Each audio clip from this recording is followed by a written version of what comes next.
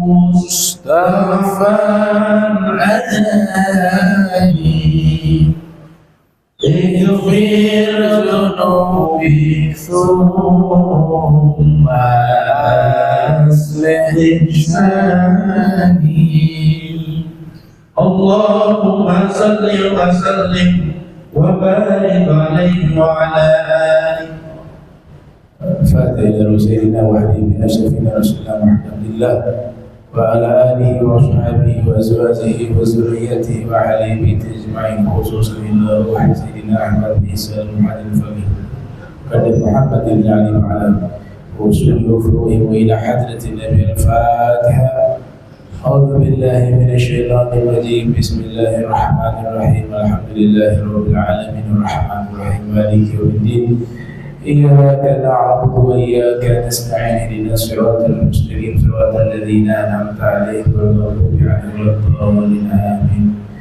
الفاتحة بالنيات الفتوح والمنى وصلاح الجسد والروح وتوبة النصوح إلى روح الجسد والإيمان الزاهرة. فاتحة. بسم الله الرحمن الرحيم. الحمد لله رب العالمين الرحمن الرحيم مالك يوم الدين. إياك نعبد وإياك نستعين. اهدنا الصراط المستقيم صراط الذين أنعمت عليهم غير المغضوب عليهم ولا الضالين آمين. السلام عليكم ورحمة الله وبركاته. إن الحمد لله نحمده حمدا يليق بجلاله ونستعينه استعانة تليق بكماله ونستهديه هداية من أقر بعظمته وجلاله. ثم نصلي ونسلم على سيدنا محمد وآله. أما بعد. سبحانك لا علم لنا إلا ما علمتنا إنك أنت العليم الحكيم. ربي اشرح لي صدري ويسر لي أمري واحلل عقدة من لساني يفقهوا قولي وسدد لساني واهدي قلبي بحق سيدنا محمد صلى الله عليه وآله وسلم. يا من هو في علوه كائن، يا من هو في فعل حميد، يا من هو في المجد متين. اللهم أكرمنا بنور الفهم وأخرجنا من ظلمات الوهم وارزقنا فهم النبيين وحفظ المرسلين وإلهام ملائكة المقربين. ربنا زدنا علما وفهما وعقلا يا أكرم الأكرمين بحق سيدنا محمد خاتم الأنبياء والمرسلين يا رحمن يا رحيم. وصلى الله على سيدنا محمد وعلى آله وصحبه وبارك وسلم. والحمد لله رب العالمين. قال المصنف رحمه الله رضي الله تعالى عنه وارضاه ونفعنا به وبعلومه وأمدنا بأسراره وأعادنا من بركاته في الدارين. رضي الله عنكم. فصل.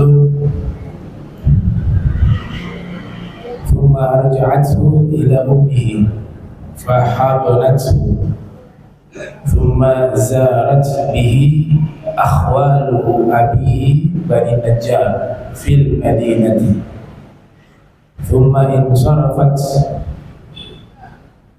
فتوفيت بالأبوى وهو ابن 7 سنين. Alhamdulillah, puji syukur kehadirat Allah, salawat salam senantiasa terlimpahkan kepada dengan mulia Nabi tercinta Nabi Muhammad sallallahu alaihi wasallam beserta seluruh keluarga beliau, sahabat beliau dan umat beliau yang senantiasa melaksanakan ajaran beliau hingga akhir masa. Thumma jarat bihi akhwalu abihi Bani Najjar fil Madinah. Ibu Nabi SAW bernama Sayyidah Aminah bintu Wahb pernah membawa Nabi ke kota Madinatul Munawwarah untuk berkunjung kepada akhwal abihi Bani Najjar, paman-paman dari ayahnya. Bani Najjar dari Bani suku yang nama Bani Najjar, bernama Bani Najjar di kota Madinah. Jadi ayah Rasul bernama Sayyidina Abdullah. Sayyidina Abdullah ayahnya adalah Sayyidina Abdul Muttalib. Sayyidina Abdul Muttalib ayahnya adalah Sayyidina Hashim. Sayyidina Hashim menikah dengan Sayyidah Salma. Salma ini adalah orang Madinah, Salma An-Najjariyah. Makanya di sini disebut ibunda Nabi membawa Nabi di usia Nabi 7 tahun waktu itu, berkunjung ke famili Nabi dari jalur ayahnya. Kok bisa Nabi memiliki famili dari suku Najjar atau Bani Najjar yang ada di Madinah? Karena kakek Nabi Sayyidina Abdul Muttalib ibunya orang Madinah, Salma atau ada yang disebut juga Selma bintu Amrin An-Najjariyah. Dari situlah ibunda Nabi mengajak Nabi untuk ziarah ke kota Madinah. As-Sayyid Asy-Syarif Sirajuddin Al-Husaini, ulama besar asal Suriah, dalam kitab beliau Muhammad Rasulullah, di situ dikatakan wa kana aghamah bil Madinati syahran kamilan. Nabi waktu itu bermukim di kota Madinah selama sebulan penuh. Dan kembalinya dari kunjungan tersebut dengan tujuan kembali ke kota Makkah, sang ibunda wafat. Di perjalanan kembali di satu tempat yang namanya Abwa, makan bainal Madinah wal Makkah, satu tempat berada di antara kota Madinah dan Makkah, dan dibawa pulang ke kota Makkah oleh Ummu Aiman, Barakah bintu Sa'labah, bernama Barakah bintu Sa'labah. Nabi mengingat kebaikan ini sehingga Nabi mengatakan Ummu Aiman ummi ba'da ummi. Ummu Aiman adalah ibuku setelah ibuku. Itu di usia 7 tahun. Dahulu kota Makkah, kota Madinah tidak ada penghuni. Kota Makkah, kota Madinah tidak ada penghuni, tidak ada satupun manusia yang hidup di tempat itu. Di kota Makkah yang pertama kali menghuni tempat tersebut adalah Nabi Allah Ismail dengan ibundanya Siti Hajar. Ketika Nabi Ibrahim membawa mereka ke tempat tersebut atas perintah Allah. Kota Madinah juga tidak ada penghuni pada waktu itu. Kota Madinah ada penghuninya sejak masa Malik Tubba, namanya Raja Tubba. Dan uniknya, makanya ulama-ulama dahulu ketika menggubah salawat mereka sebut Yamani. Nabi Muhammad itu Yamani. Muncul pertanyaan, Nabi Muhammad kan lahir di Makkah, tinggal di Makkah, kok orang Yaman? Harusnya Makki, orang Makkah. Ya benar, Nabi Makkiyun juga Yamaniun. Nabi orang Makkah juga orang Yaman. Dari mana bisa disimpulkan Nabi orang Yaman juga? Dari 3 aspek. Yang pertama, aspek historis, sejarah. Ya, Syekh Yaqut Al-Hamawi menyebutkan dalam kitab beliau Mu'jamul Buldan dan ulama-ulama lainnya. Ada hadis Nabi mengatakan ana Yamanin. Hadis dari Nabi yang katakan saya ini Yamanin. Kata Yaman, kata ahli lugah bisa dibaca dengan 3 lafaz. Yamanin, ya, Yamanin dibaca pendek huruf mimnya, Yamanin. Bisa juga dibaca dengan huruf mim ada matnya, Yamanin. Yamaniun. Yamaniun bisa. Yamanin bisa, Yamaniun bisa. Kemudian Yamanin juga bisa dengan mimnya panjang. Nabi mengatakan dalam hadis, ana Yamanin, saya adalah Yaman. Bisa diartikan orang Yaman. Itu maknanya yang pertama secara historis, bahwa orang-orang Yaman namanya Bani Najjar. Mereka datang hijrah ke tempat tersebut yang nanti kita kenal kota Makkah.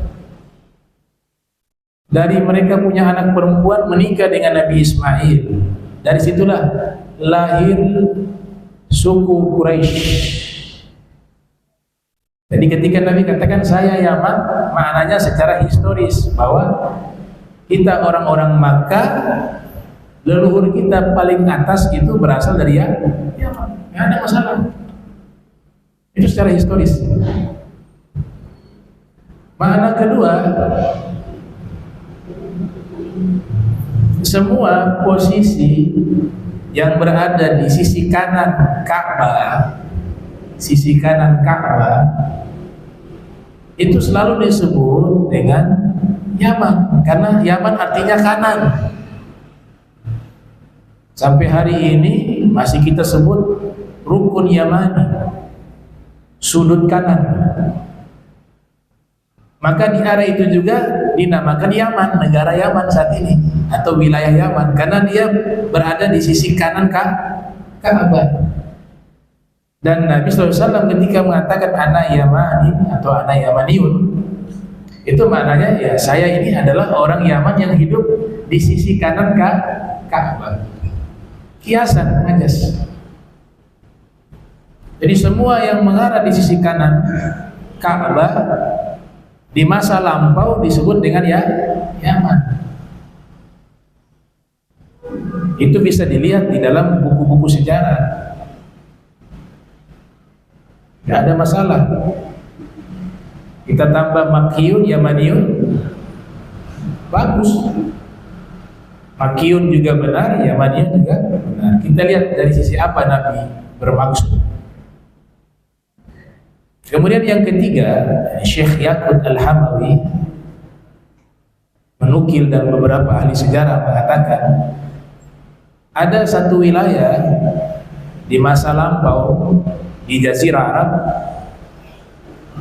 itu disebut dengan Tihama. Disebut dengan Tihama.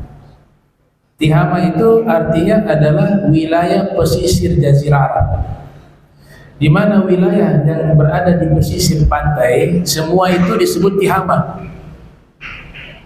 termasuk wilayah Makkah dan sekitarnya, ya, Jeddah, dianggap itu wilayah pesisir. Dan Tihama itu di masa dahulu karena Makkah, Madinah belum ada penghuni, Tihama itu masuk wilayah Yaman. Yaman sudah ada penghuni karena bangsa Arab tertua adanya di situ.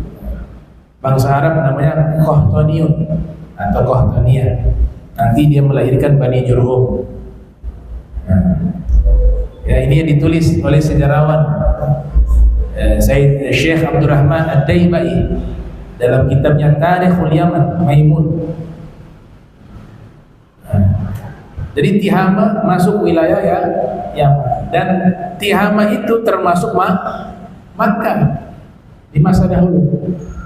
Maka Makkah juga masuk wilayah Yaman. Sebab itulah Nabi mengatakan ana Yamani atau ana Yamaniun.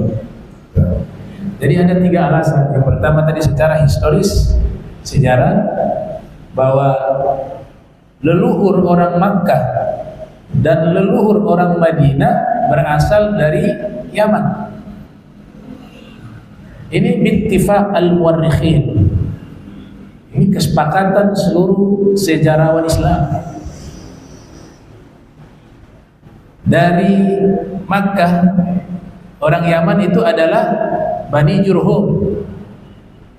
Menikah putri mereka, anak perempuan mereka dengan Nabi Allah Ismail. Nabi Allah Ismail adalah orang apa? Babilonia. Nabi Ibrahim itu asalnya dari Babilonia, dari Irak. hijrah ke Mesir, hijrah ke Baitul Maqdis.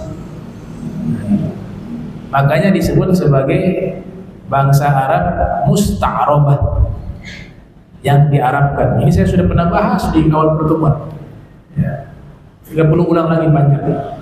Di awal pertemuan sudah saya bahas. Faktor kedua adalah faktor arah Ka'bah. Sisi kanan disebut dengan Yaman. Makanya sudut kanan Ka'bah disebut rukun Yamani. Aspek ketiga adalah tadi Madinah, Raja Tuba ya. Raja Tuba orang Yaman, Son'a. Dari Son'a. Ya, ceritanya panjang itu ya. Yang dimana dia bawa ulama-ulamanya tinggal di kota tersebut, di Yathrib di Madinah. Dari sini anak turunan mereka lah orang-orang Madinah. Tapi asalnya dari Yaman. Di Makkah, Madinah. Faktor ketiga itu tadi adalah wilayah. Zaman dahulu Makkah itu disebut Yaman karena Makkah masuk wilayah Tihamah. Tihamah bagian dari wilayah ya.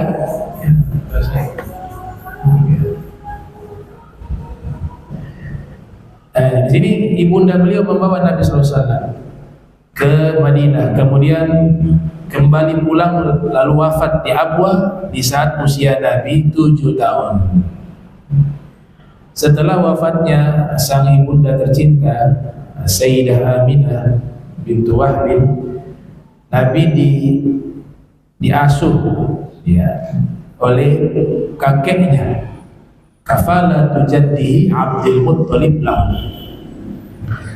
Kemudian diasuh oleh kakeknya. Kakeknya sangat mencintai Rasul SAW, sangat. Dan kakeknya sadar betul bahwa cucunya ini seorang nabi. Tadi dibacakan oleh Ustaz Jamal salawat An-Naniyah ya. Itu syairnya Sayyidina Abdul Muttalib, syair dari sang kakek. Waktu Nabi baru lahir, sang kakek menggendong Nabi dan membawa Nabi di pinggir Ka'bah. Kemudian mengubah syair. Dia awalnya syair, kemudian dijadikan sigot salawat, namanya salawat An-Naniyah. Dia punya salawat bagaimana tadi? Shalla alaika Allah ya Adnani ya Mustafa ya Safwat Rahmani ya. Terus qad sada fil mahdi 'alal gilmani. Kau sudah menjadi pemimpin di saat masih anak-anak. Qad sada fil mahdi 'alal gilmani. U'idhuhu bil baiti bil arkani.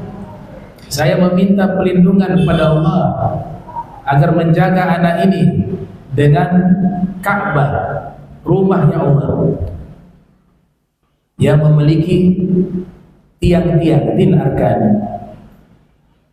Hatta arahu baligal bunyani, hingga aku melihat, ada yang mengartikan hingga aku melihat ini bangunan Ka'bah atau Masjidil Haram ini menjadi satu bangunan yang mencapai puncak keindahan. Hatta arahu baligal bunyani. Kemudian ada yang menarik, beliau katakan begini, antal ladzi summita fil Qur'ani.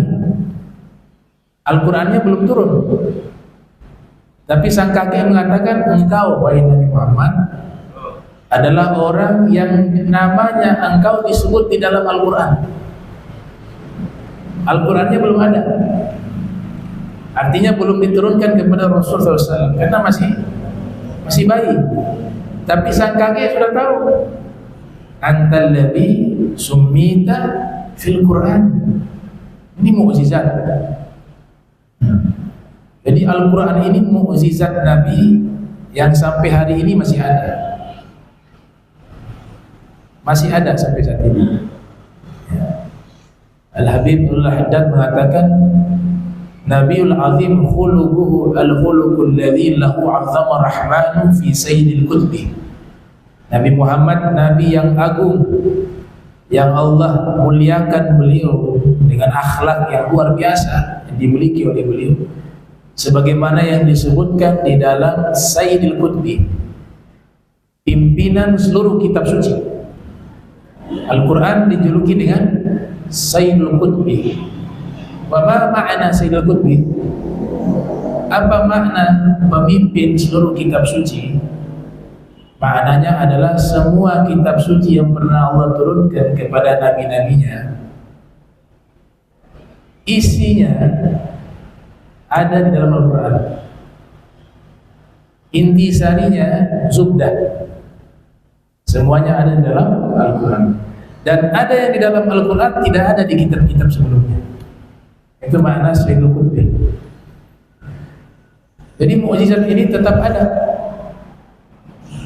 Ada satu kitab kecil tapi berbobot isinya, ditulis oleh ulama ahli Al-Quran bernama Syekh Muhammad Abdullah Darraz, berjudul An-Nabaul Azim. Di situ dikatakan oleh beliau, Al-Qur'anu mu'jizatun khalidatun wa 'ata'uhu mutajaddidun. Al-Quran adalah mukjizat Nabi yang abadi dan penyajiannya selalu aktual sepanjang zaman. Mukjizat seluruh para Nabi telah berakhir. Mereka wafat, berakhir mukjizat. Berbeda dengan Nabi kita Muhammad SAW. Mukjizatnya tetap eksis. Di antaranya adalah Al-Quran. Al-Quran itu mukjizat. Kapan mukjizat ini bisa muncul? Jadi makna mukjizat itu bukan hanya dipahami bahwa Al-Quran ini mukjizat karena terjaga. Betul, itu juga bagian dari mukjizat. Dia eksis, terjaga, lafadznya tidak bisa dirubah karena selalu terjaga. Ya, banyak penghafal Al-Quran, banyak para ulama tafsir, itu juga mukjizat. Tapi kita harus tahu bahwa makna mukjizat lainnya bahwa Al-Quran ini ajaib. Keajaibannya masih ada. Akan tetapi ada syarat. Kita yakin Al-Quran ini hak. Kita yakin mukjizatnya tastamir wa la tazal anza ilal an. yakni mukjizatnya masih tetap ada sejak dahulu sampai saat ini. Kita mengamalkan semua ajarannya, kita sering membacanya, dan kita meyakini kebenarannya dan yakin mukjizatnya masih ada.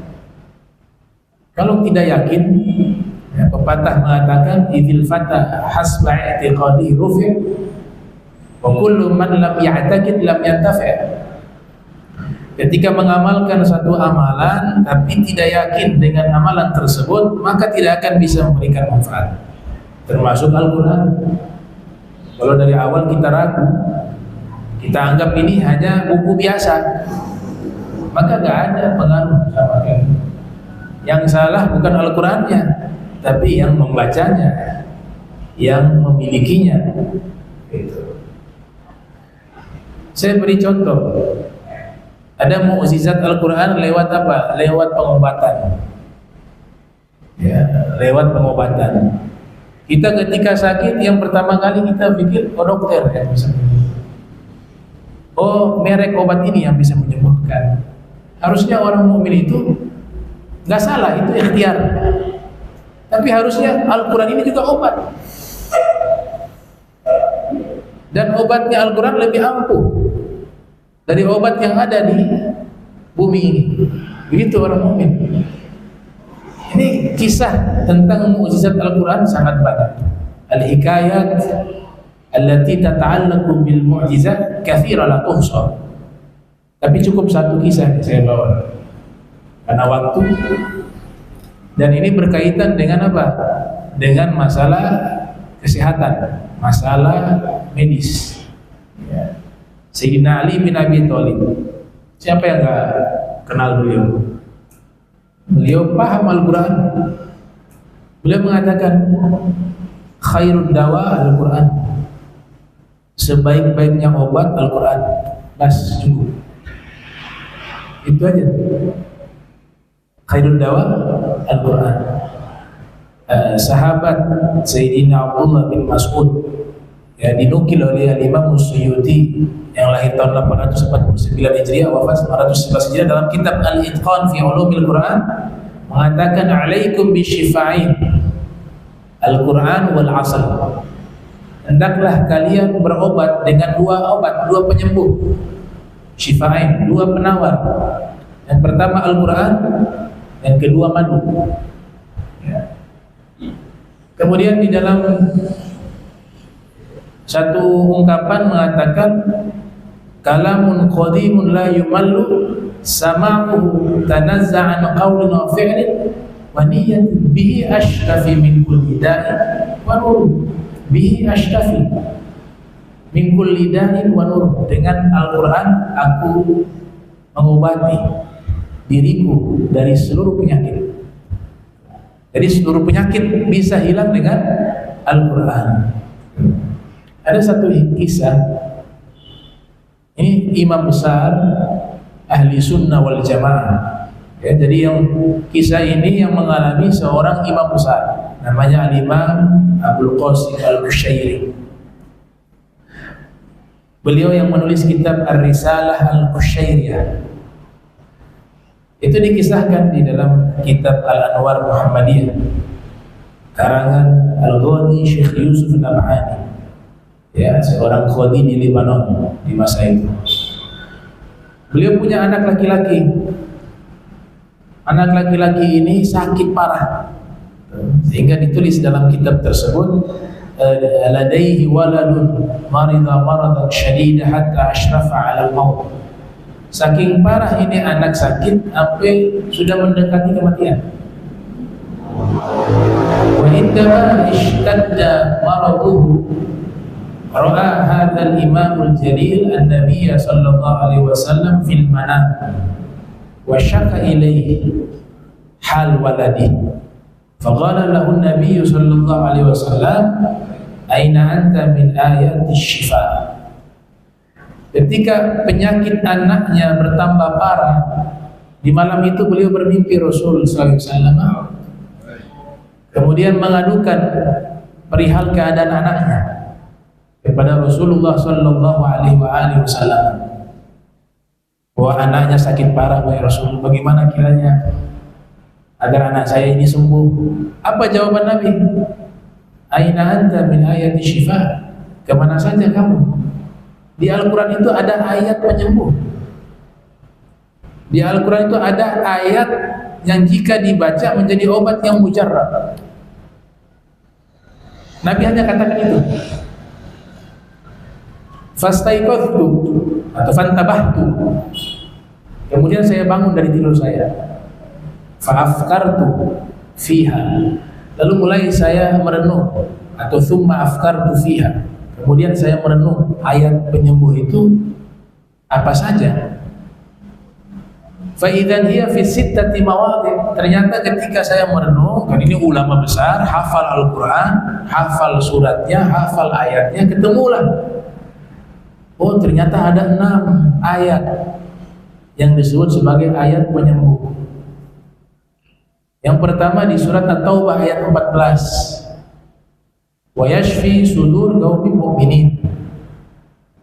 Yang kedua ada di surat Yunus ayat 57, syifa'un lima fis sudur. Yang ketiga ada di surat An-Nahl ya, ayat 69, ya, yakhruju min butuniha syarabun mukhtalifun alwanu fihi syifa'un linnas.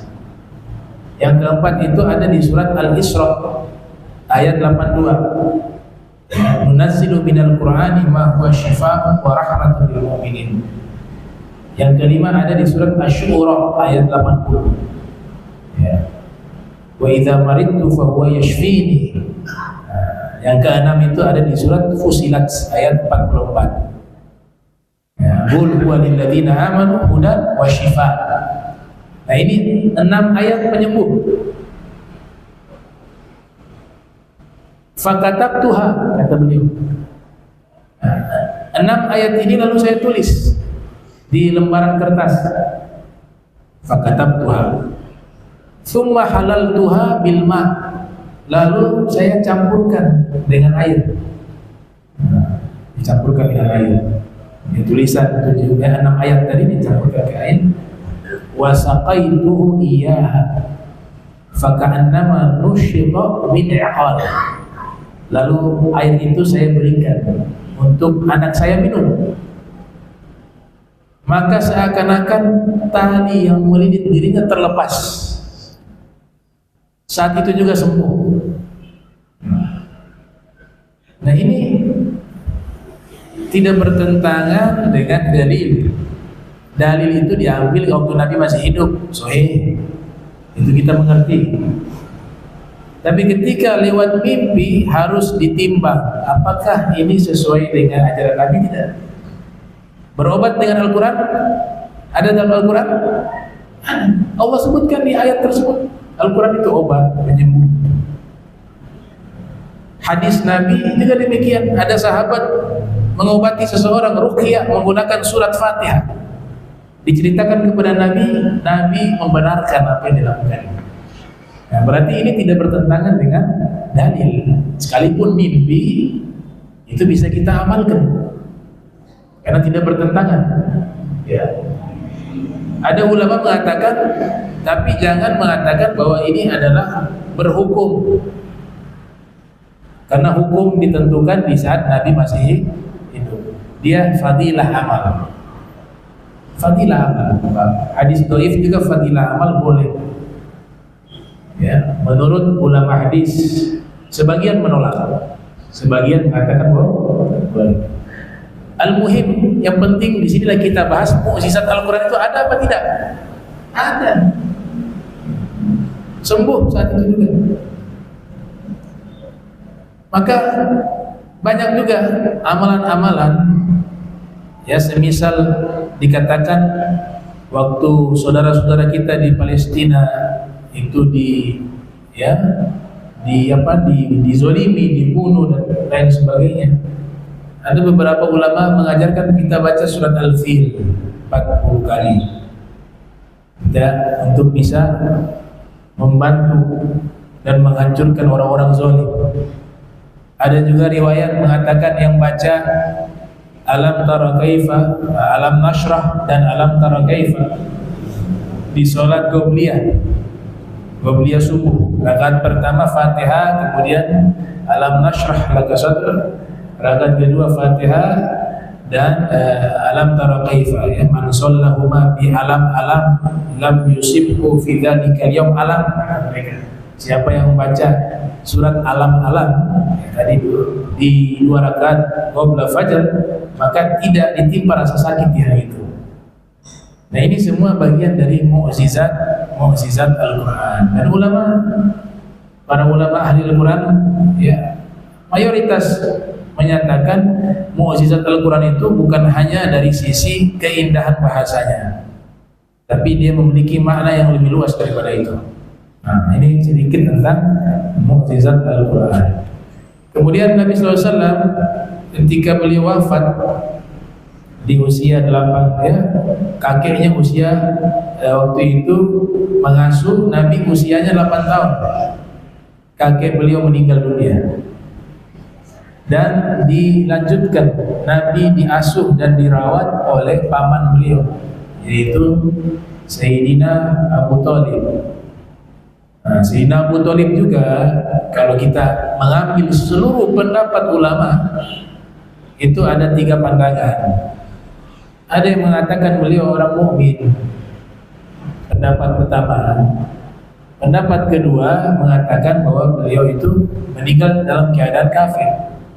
Saya tidak mungkin ada orang ulama lain berpendapat demikian. Pendapat ketiga, tawakuf. Dia nggak mau kasih komen, tidak memastikan Sayyidina Abu Thalib beriman, juga tidak berani memvonis beliau kafir. Ini pendapat ketiga. Ya. Tapi sejauh pengalaman saya, ya, membaca kitab-kitab ulama, ya, saya berpendapat secara pribadi saya, beliau seorang mukmin. Dalilnya saya ikut kitabnya Said Ahmad Zaini Dahlan, Asdal Matalib fi Najati Abi Thalib, Dan kemudian juga dalam sejarah seluruhnya mukmin, istrinya mukminah, anak-anaknya juga beriman semuanya. Dan beliau tahu Nabi itu Nabi dari awal. Kemudian ada faktor konflik internal antara Bani Umayyah dengan Bani Hashim. Itu dalam sejarah. Dan riwayat menyatakan Sayyidina Ali diserang dari berbagai arah, termasuk dalam periwayatan palsu untuk menjatuhkan beliau. Itu dalam historis. Jadi memilih, kalau paling minimal tawakuf deh. Tawakuf. Apa itu tawakuf? Tidak mau kasih komen, tidak mau menyatakan mukmin karena memang ada riwayat-riwayat yang mengarah ke situ. Yang kedua, tidak juga berani memvonis itu. Wal afdal husnuzon. Kalau husnuzon berarti ngambil apa? Mukmin. Kata ulama, sahibul husnuzon asab walau akhta. Orang yang punya prasangka baik benar walaupun prasangkanya salah. Orang yang prasangka baik benar walaupun prasangkanya salah. Apalagi terhadap Sayyidina Abu Thalib yang jelas-jelas sepakat seluruhnya ketika meninggal dunia Nabi sedih. Dinamakan Amul Huzn, dan membela Nabi dan membela dakwah Islam. Kita nih yang mengaku sebagai seorang muslim, kalau menimbang dengan amalnya Sayyidina Abu Thalib tidak ada apa-apanya. Beliau hadapi dakwah di awal-awal marhalahnya sampai nyawa diserahkan untuk Islam, untuk Rasulullah SAW. Kalau hanya perkara yang dimasalahkan adalah melafatkan, beliau tidak lafatkan.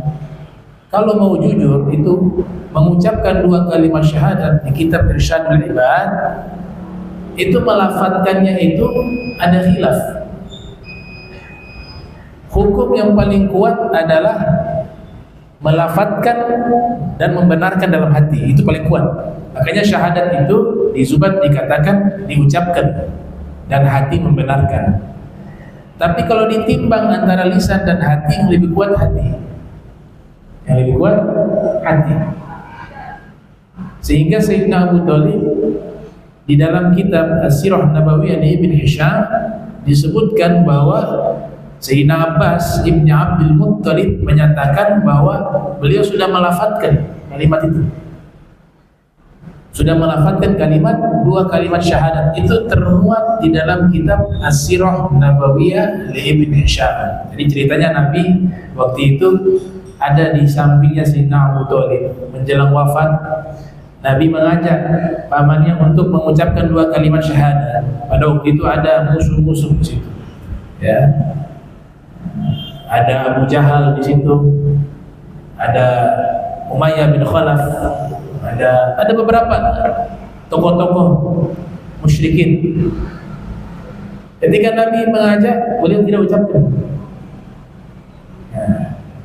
Komentar adalah untuk tetap menyembunyikan keislaman. Pendapat kedua, beliau melafatkan bahwa saya mengikuti agama leluhur saya.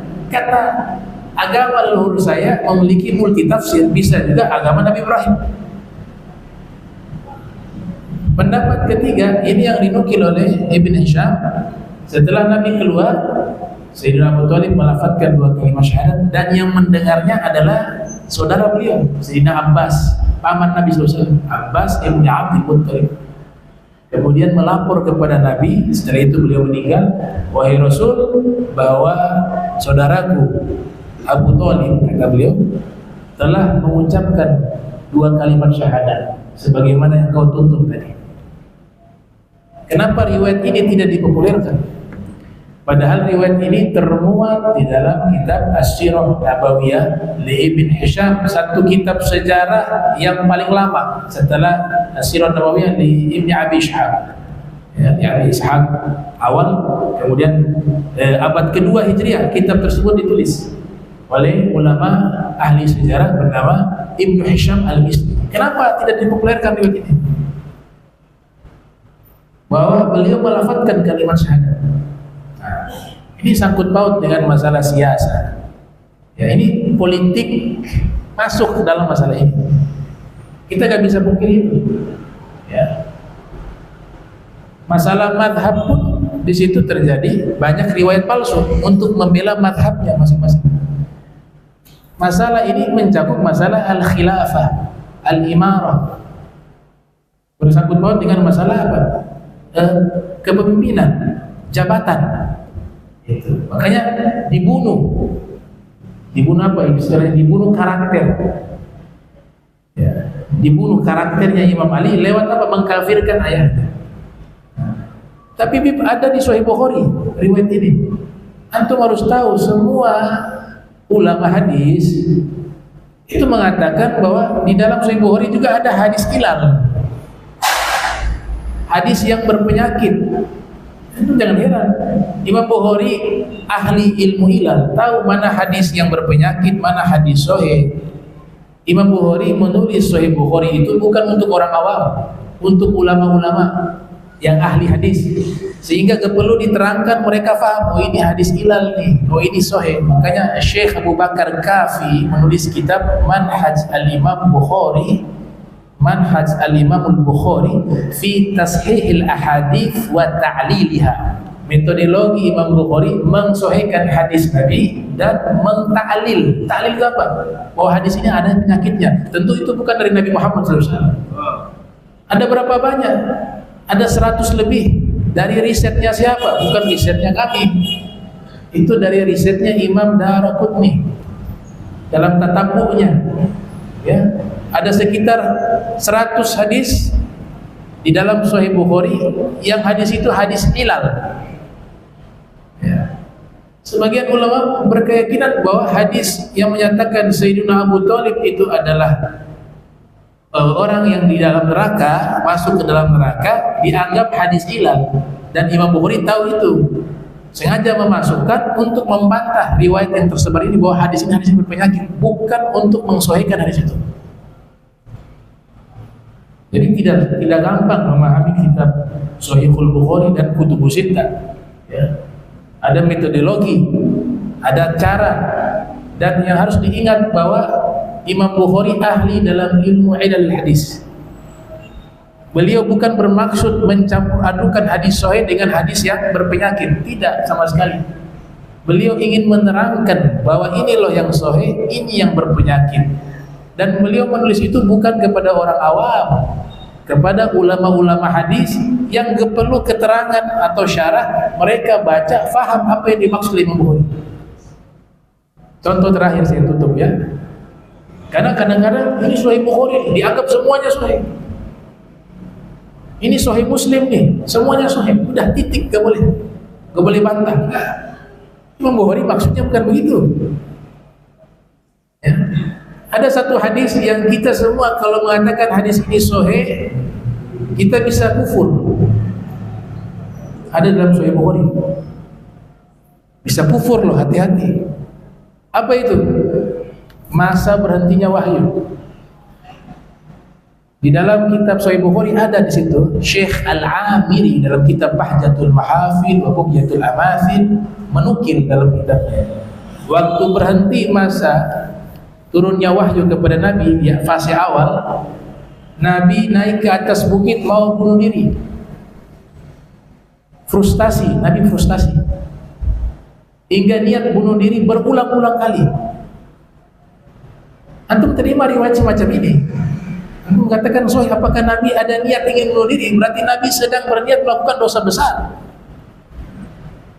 Wala taqtulu anfusakum innallaha kana bikum rahima. Jangan kalian membunuh diri kalian, kata Allah. Tapi Nabi ada niat membunuh diri. Hasya wa kalla. Tidak mungkin. Ya. Niat melakukan dosa besar, kufur. Kita menuduh Nabi berniat melakukan dosa besar. Nabi melarang dalam hadis. Nabi katakan minal kabair, termasuk dosa-dosa besar, yaitu membunuh diri. Ada riwayatnya. Di Al-Quran juga disebut ternyata diriset oleh Syekh Al-Amiri, Imam Bukhari sengaja memasukkan ini untuk menyatakan bahwa ini hadis palsu. Minimal ini hadis berpenyakit, karena tidak mungkin Nabi berniat melakukan dosa. Jangankan dosa besar, dosa kecil pun tidak ada terlintas dalam hati beliau. Niat yang tidak baik tidak ada dalam hati beliau. Kok bisa ada niat mau bunuh diri? Terus disebut berulang-ulang kali. Dan yang menjaga beliau jangan sampai loncat dari bukit itu, malaikat Jibril. Ini kalau kita percaya, akidah kita rusak, ismahnya Nabi rusak. Ya itu. Jadi kita butuh terus kaji, mengkaji, ya. Ilmu itu begitu luas. Gak cukup hanya Al-Quran dan hadis, tapi juga butuh apa? Timbangan pemikiran, mizan. Laqad arsalna rusulana bil bayyinati wa anzalna ma'ahumul kitaba wal mizana. Kami turunkan Al-Quran dengan mizan, timbangan. Timbangan akal, timbangan dalil. Ilmu dari para ahlinya. Ini yang kita butuh sehingga tidak salah memahami. Ya, mudah-mudahan Allah berikan kita pemahaman yang benar, yang lurus terhadap agama kita. Amin ya rabbal alamin. Allahumma jam'ana hadza jam'a marhuma wa tafarraqna min ba'di tafarruqan ma'suma wa la tajal minna wa la minna shakal mahruma. Subhanaka bihamdika astaghfiruka wa atubu ilaik. Wa sallallahu alaihi Muhammadin wa ala alihi wa sahbihi wa barik wasallam. Assalamualaikum warahmatullahi wabarakatuh.